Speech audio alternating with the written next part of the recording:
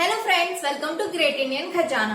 दोस्तों, जैसा कि आप लोगों को पता ही होगा कि 1 अप्रैल 2020 से देश के 10 सरकारी बैंक आपस में मर्ज होकर के 4 बड़े सरकारी बैंक बन चुके हैं। उसका मैंने वीडियो भी अपलोड किया था, जिसका मैंने नीचे डिस्क्रिप्शन में लिंक दे दिया है। अगर वो वीडियो अभी तक नहीं देखा है तो प्लीज आप लोग देख लीजिए। अब उस वीडियो पर कई सारे लोगों के कमेंट आते हैं, खासतौर से उन कस्टमर के जिनका अकाउंट उस बैंक में है जिनका बैंक मर्ज हुआ है। जैसे कि इलाहाबाद बैंक और इंडियन बैंक आपस में मर्ज हुए हैं, जिसमें इलाहाबाद बैंक इंडियन बैंक में मर्ज हुआ है और एक बड़ा बैंक इंडियन बैंक बन गया है। अब जो इलाहाबाद बैंक के कस्टमर हैं उनको कई सारी कंफ्यूजन है कि उनके चेकबुक पासबुक का क्या होगा, उनकी जो मोबाइल बैंकिंग थी, नेट बैंकिंग थी, उसका क्या होगा, डेबिट कार्ड, क्रेडिट कार्ड, इन सब का क्या होगा। और सबसे ज्यादा कमेंट मुझे इलाहाबाद बैंक के कस्टमर के ही आ रहे हैं। तो आज का वीडियो मैंने बनाया है इलाहाबाद बैंक इंडियन बैंक का ये जो मर्जर हुआ है और वो एक बैंक इंडियन बैंक बन गए हैं, उसके बारे में मैं आपको पूरी जानकारी देने जा रही हूँ। आप अपनी स्क्रीन पर देख सकते हैं, ये इलाहाबाद बैंक और इंडियन बैंक की ऑफिशियल वेबसाइट है। अब दोनों बैंक की यही सेम वेबसाइट है। यहाँ पर आप देख सकते हैं कि मर्जर से रिलेटेड जो कस्टमर अक्सर क्वेश्चन पूछते हैं, कई सारे क्वेश्चन दिए हुए हैं और उनके आंसर दिए हुए हैं। तो ये क्वेश्चन आंसर क्या है मैं आपको बता देती हूँ, जिससे आपके भी जो सवाल होंगे आपको उनके जवाब जरूर मिल जाएंगे। सवाल, मर्जर के बाद बैंक का नाम बदलेगा, क्या होगा? तो मर्जर के बाद बैंक का नाम है इंडियन बैंक, क्योंकि इलाहाबाद बैंक इंडियन बैंक में मर्ज हो रहा है। क्या केवाईसी डॉक्यूमेंट को आपको दोबारा जमा करने की जरूरत है? तो जी नहीं, जो ग्राहक है उनको केवाईसी डॉक्यूमेंट दोबारा जमा करने की जरूरत नहीं है। और ऐसा अगर कुछ होगा तो आपको सूचित कर दिया जाएगा, इन्फॉर्म कर दिया जाएगा आपको। ये क्वेश्चन अब ज्यादातर जो लोग पूछते हैं कि खाता आपका इलाहाबाद बैंक में है, तो क्या अब आप इंडियन बैंक की ब्रांच में या फिर इसके विपरीत आपका खाता इंडियन बैंक में है तो इलाहाबाद बैंक की ब्रांच में क्या आप लेन देन कर सकते हैं? तो जो कुछ बेसिक फैसिलिटी है, जैसे कि कैश जमा करना, कैश निकालना, फंड ट्रांसफर, ये सारी जो फैसिलिटी है ये जल्दी ही इनकी शुरुआत होने वाली है।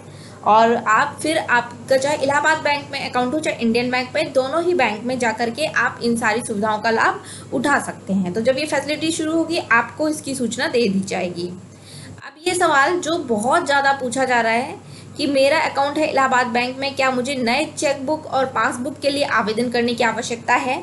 तो उसका आंसर है नहीं। अभी आपके पास जो ऑलरेडी चेकबुक और पासबुक हैं,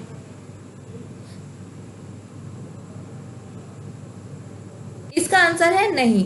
जो आपके पास ऑलरेडी चेकबुक और पासबुक है आपको वही इस्तेमाल करने हैं, और अगर कभी कुछ चेंजेस होता है तो आपको पहले से ही सूचना दे दी जाएगी। लेकिन अभी फिलहाल तो जो आपके पास इलाहाबाद बैंक की चेकबुक और पासबुक है आपको उन्हीं का इस्तेमाल करना है। अब ये सवाल, क्या होम ब्रांच को इलाहाबाद बैंक की शाखा से इंडियन बैंक की शाखा में या इंडियन बैंक की शाखा से इलाहाबाद बैंक की शाखा में बदला जा सकता है? तो जब आप अपना अकाउंट ट्रांसफर करते हैं ना एक ब्रांच से दूसरी ब्रांच, तो आपकी होम ब्रांच चेंज हो सकती है। तो यहाँ पर अगर आप इलाहाबाद बैंक से इंडियन बैंक में चेंज करना चाहते हैं, अकाउंट ट्रांसफर करना चाहते हैं या फिर उसके अपोजिट करना चाहते हैं, तो क्या ये पॉसिबल है? तो इसका आंसर दिया हुआ है इलाहाबाद बैंक से इंडियन बैंक में या फिर इंडियन बैंक से इलाहाबाद बैंक में। होम ब्रांच का जो बदलाव है वो जब इनकी टेक्नोलॉजी इंटीग्रेशन हो जाएगा, यानी जो इनका सॉफ्टवेयर है, टेक्नोलॉजी है, उसमें अपडेट हो जाएगा, चेंजेस हो जाएंगे कुछ, उसके बाद ही पॉसिबल है। तो जब ऐसा होगा तो इसका आपको नोटिस मिल जाएगा।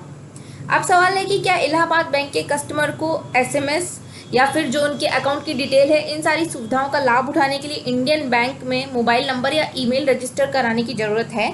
तो उसका आंसर है कि नहीं। इलाहाबाद बैंक के कस्टमर को अपने मोबाइल नंबर और ईमेल आईडी को फिर से रजिस्टर करने की ज़रूरत नहीं है। अलर्ट उन्हें पहले की तरह ही मिलता रहेगा। अब यहाँ पर एक क्वेश्चन ये दिया हुआ है कि मैं इलाहाबाद बैंक का कस्टमर हूँ, क्या मर्जर के बाद मुझे Indian bank mobile bank app को इंस्टॉल करने की ज़रूरत है? या फिर अपोजिट है कि आप इंडियन बैंक के कस्टमर हैं और आपको इलाहाबाद बैंक की मोबाइल ऐप इंस्टॉल करने की ज़रूरत है? ये क्वेश्चन सबसे ज़्यादा पूछा जा रहा है। तो देखिए इसका आंसर है नहीं। आप अपने जो आपका बैंक है उसके मोबाइल और इंटरनेट बैंकिंग ऐप का उपयोग जारी रख सकते हैं। जो आप पहले से यूज़ कर रहे हैं आपको वही इस्तेमाल करना है। अगर इससे रिलेटेड कोई भी इंफॉर्मेशन होगी तो आपको उसकी सूचना दे दी जाएगी। फिलहाल आपके पास जो पहले से मोबाइल बैंकिंग ऐप है, इंटरनेट बैंकिंग है, आप उसी को इस्तेमाल करिए, कोई भी चेंजेस करने की ज़रूरत आपको नहीं है। क्या मर्जर के बाद मैं मोबाइल और इंटरनेट बैंकिंग में उपलब्ध मौजूदा सेवाओं का लाभ उठा पाऊंगा? तो इसका आंसर है यस। आप मर्जर के बाद दोनों बैंक की इंटरनेट और मोबाइल बैंकिंग सेवाओं का लाभ उठा पाएंगे। अगर दोनों बैंकों में खाते हों और मोबाइल बैंकिंग के लिए दोनों बैंकों के साथ एक ही मोबाइल नंबर रजिस्टर्ड हो तो क्या लेन देन करते समय ओटीपी प्राप्त होगा? तो हाँ, अगर आपका दोनों में से किसी भी बैंक में आप कोई लेन देन कर रहे हैं, ओटीपी के लिए एक ही नंबर है आपने दिया है तो ओटीपी उस नंबर पर भेज दिया जाएगा। अगर कोई चेंजेस वगैरह होगा तो आपको बता दिया जाएगा पहले से ही। अब ये भी बहुत इंपॉर्टेंट सवाल है जो लोगों के मन में है कि मर्जर के बाद जो आपके पास डेबिट कार्ड है, क्रेडिट कार्ड है, क्या वो उसका उपयोग जारी रख सकते हैं? तो जी हाँ, आपका जो पुराना कार्ड है जिस भी बैंक का हो, चाहे इलाहाबाद बैंक का हो चाहे इंडियन बैंक का, कोई भी चेंजेस करने की जरूरत नहीं है, आप उसको इस्तेमाल कर सकते हैं। अब एक सवाल कि ऐसा होता है ना, मर्जर के बाद कोई ब्रांच को, दो ब्रांच को मर्ज कर दिया, अगर आसपास ब्रांच है या किसी को बंद कर दिया तो जो उसमें लॉकर है उनका क्या होगा? तो देखिए, अभी तो ऐसा कोई नोटिस नहीं है, लेकिन अगर फ्यूचर में कभी ऐसा होता है कि जो आपकी ब्रांच है उसका मर्जर हो रहा है या उसको बंद कर रहे हैं, ट्रांसफ़र हो रहा है कुछ भी, तो जो उसमें लॉकर है उसको भी ट्रांसफ़र कर दिया जाएगा। तो इससे रिलेटेड कोई भी सूचना होगी वो आपको समय से पहले दे दी जाएगी, तो इसके लिए घबराने की आपको ज़रूरत नहीं है। इलाहाबाद बैंक के कस्टमर है, आपने कोई ईसीएस वगैरह का चेक दे रखा है, तो क्या उसे इंडियन बैंक के पक्ष में बदलने की ज़रूरत है? तो नहीं, कोई ज़रूरत नहीं है। आपने अगर किसी को चेक दे रखे हैं तो उसको बदलने की कोई ज़रूरत नहीं है, वो चेक पहले की तरह ही चलेंगे। ये देखिए, क्या मैं अपने इलाहाबाद बैंक के डेबिट कार्ड का उपयोग इंडियन बैंक के एटीएम में और इंडियन बैंक के डेबिट कार्ड का उपयोग इलाहाबाद बैंक के एटीएम में बिना किसी एटीएम शुल्क के कर सकते हैं? तो जी हाँ, दोनों बैंक के जो कस्टमर हैं वो अपने डेबिट कार्ड का उपयोग इंडियन बैंक और इलाहाबाद बैंक के एटीएम में बिना किसी शुल्क के कर सकते हैं।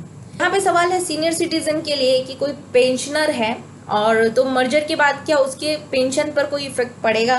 तो उस पर कोई इफेक्ट नहीं पड़ने वाला है। जैसे पेंशन आपकी पहले जिस शाखा में आती थी वो उसी में कंटिन्यू आती रहेगी। अगर कोई भी चेंजेस होंगे तो उसका नोटिस आपको पहले से ही दे दिया जाएगा।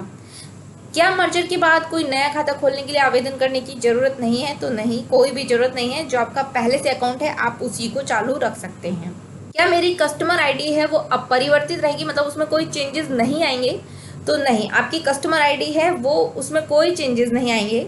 लेकिन आरबीआई की जो गाइडलाइन है वो ये है कि जो कस्टमर है उनकी केवल एक ही कस्टमर आईडी या फिर एक ही सीआईएफ नंबर होना चाहिए, भले ही उनके पास कितने भी अकाउंट है।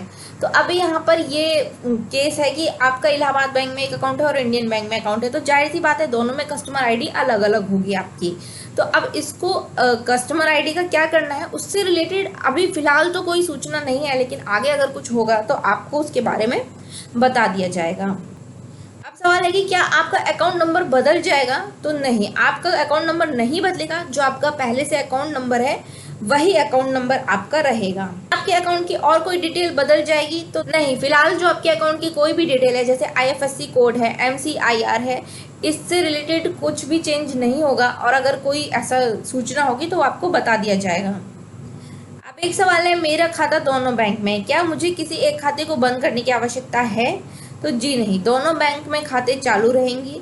हालांकि आरबीआई की गाइडलाइन है कि किसी भी ग्राहक की केवल एक ही जो है कस्टमर आईडी हो सकती है, एक ही सीआईएफ नंबर हो सकता है, चाहे उनके पास कितने भी अकाउंट हो। तो इससे रिलेटेड कोई भी सूचना होगी तो आपको बता दिया जाएगा। ये है, क्या आपके जो डिपॉजिट होते हैं, फिक्स डिपॉजिट होते हैं, रिकरिंग डिपॉजिट होते हैं, तो उनमें जो इंटरेस्ट रेट होता है उसमें कोई चेंज होगा? तो नहीं, जो आपका एग्जिस्टिंग पहले से आपका फिक्स डिपॉजिट चल रहा है, रिकरिंग डिपॉजिट चल रहा है, उसमें कोई चेंजेस नहीं होगा जब तक वो मैच्योर नहीं हो जाते। आपका जो एग्जिस्टिंग आरडी है, एफडी है, उसमें जो ब्याज है वो उसमें चेंजेस नहीं होगा, वो कंटिन्यू रहेगा जब तक वो मैच्योर नहीं हो जाता। तो जिस रेट ऑफ इंटरेस्ट पे बना है वो रेट ऑफ इंटरेस्ट पे रहेगा। बाकी अब आप नया बनवाने जा रहे हैं तो उसका जो वेबसाइट है उस पर जो भी रेट ऑफ इंटरेस्ट चलेगा वो आपको बता दिया जाएगा। अब यदि किसी ग्राहक का इलाहाबाद बैंक और इंडियन बैंक दोनों में लोन अकाउंट है तो क्या होगा? प्रेजेंट टाइम में आपका अगर पहले से ही लोन अकाउंट है तो उसमें जो नियम और शर्तें थी वो जो पहले से चली आ रही हैं वही रहेंगी, उसमें चेंजेस नहीं होंगे। लेकिन मर्जर के बाद अब अगर आप कोई लोन अकाउंट वगैरह ओपन कराते हैं तो आपको सिंगल विंडो के माध्यम से ही सुविधा दी जाएगी, मतलब दोनों बैंक के उसमें एक ही रूल होंगे। लेकिन अगर आपका पहले से लोन अकाउंट है तो उसमें जो ऑलरेडी आपके नियम वगैरह चले आ रहे थे वही चलेंगे। क्या ग्राहक इलाहाबाद बैंक की वेबसाइट मोबाइल एप्लीकेशन के माध्यम से ईएमआई का भुगतान कर पाएंगे? तो जी हाँ, जो कस्टमर हैं वो इलाहाबाद बैंक की वेबसाइट और मोबाइल एप्लीकेशन के माध्यम से ईएमआई का भुगतान करना जारी रख सकते हैं। और अगर इससे रिलेटेड कोई भी बदलाव होगा तो उसकी सूचना कस्टमर को दे दी जाएगी। इलाहाबाद बैंक के साथ रखे गए डीमेट अकाउंट का क्या होगा? तो जो आपका डीमेट अकाउंट है पहले से आपका मौजूद है, आप उसका उपयोग कर सकते हैं और अगर कोई चेंजेस होगा तो उसकी सूचना आपको दे दी जाएगी। उम्मीद है कि आपके कई सारे सवालों के जवाब मिल चुके होंगे। अगर ये वीडियो आप लोगों के लिए यूजफुल है तो प्लीज वीडियो को लाइक जरूर कर दीजिएगा, अपने कमेंट करिएगा, इसे ज्यादा से ज्यादा शेयर करिएगा। Thanks for watching.